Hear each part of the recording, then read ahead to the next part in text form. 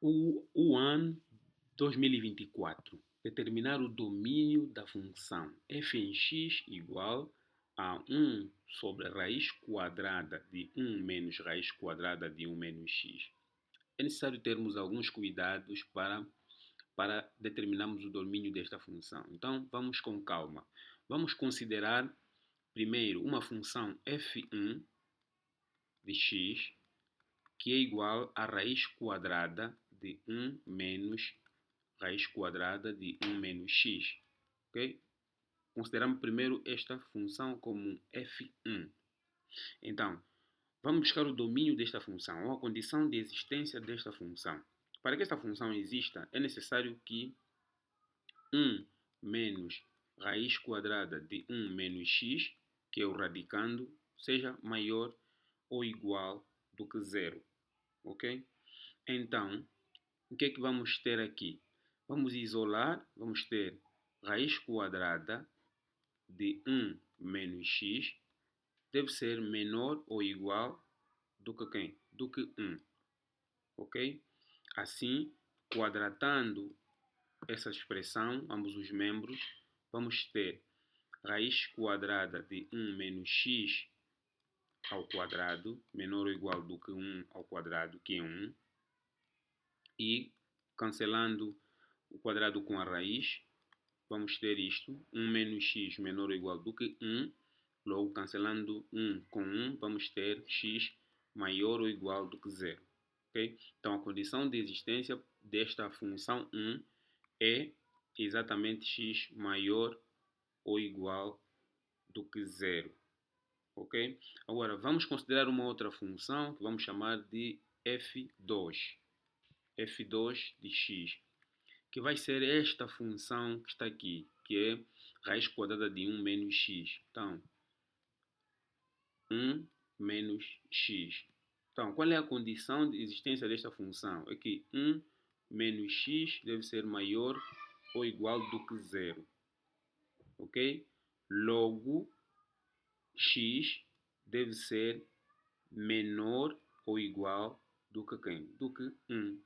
X deve ser menor ou igual do que 1. E temos já, assim, a condição de existência, ok, da função 2. Agora vamos buscar a condição de existência da função mãe, da função dada inicialmente, ok? Então, condição de existência de f em x. Vamos buscar a condição de existência de f em x, da função f. Então, qual é essa função?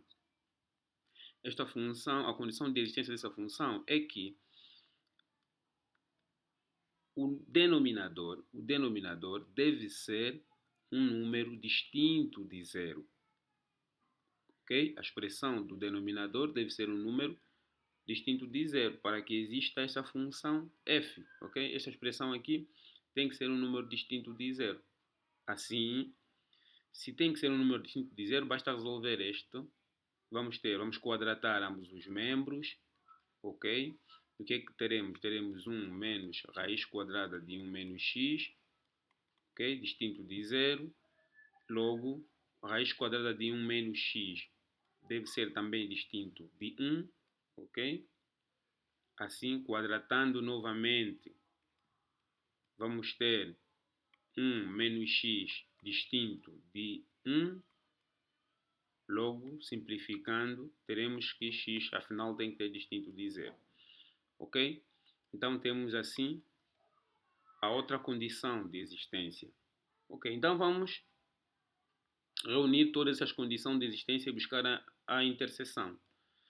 Então temos a primeira condição é que x tem que ser maior do que zero, ok? Maior ou igual do que zero, que é esta primeira condição aqui. Depois a segunda, x tem que ser menor ou igual do que 1. E a terceira, x tem que ser distinto de zero. Okay? Então, x tem que ser maior ou igual do que zero. X tem que ser menor ou igual do que 1. Afinal, aqui podemos acrescentar que x tem que ser distinto de zero. Ok? X tem que ser distinto de zero. Então, vamos lá. X tem que ser distinto de zero. Isto significa que vamos pôr aqui 0, por aqui um 0 e vamos por aqui 1, ok? Então, mas x tem que ser distinto de 0. O que é que isso quer dizer? Quer dizer que já temos aqui um intervalo aberto em 0. Temos aqui um intervalo aberto em 0. Então, x tem que ser maior do que 0. Os números maiores do que 0 estão aqui neste intervalo. Tá? X tem que ser maiores do que 0 e x tem que ser menor do que 1. Os menores do que 1 também estão aqui. Então, ou seja, eles interceptam-se aqui. Tá? Maior do que 0, menor do que 1. Tá? Este aqui é o ponto de interseção. Logo, o nosso domínio são todos os valores que partem de 0 a 1. Ok? De 0 a 1. Ou, escrito de outra forma, né, 0, aberto em 0 e fechado em 1. Ou ainda,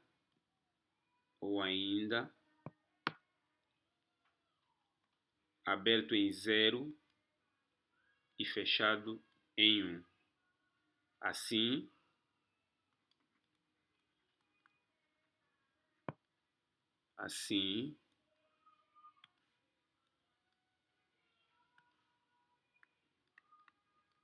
o domínio da função de f, em x no caso, são todos os reais, tal que x está entre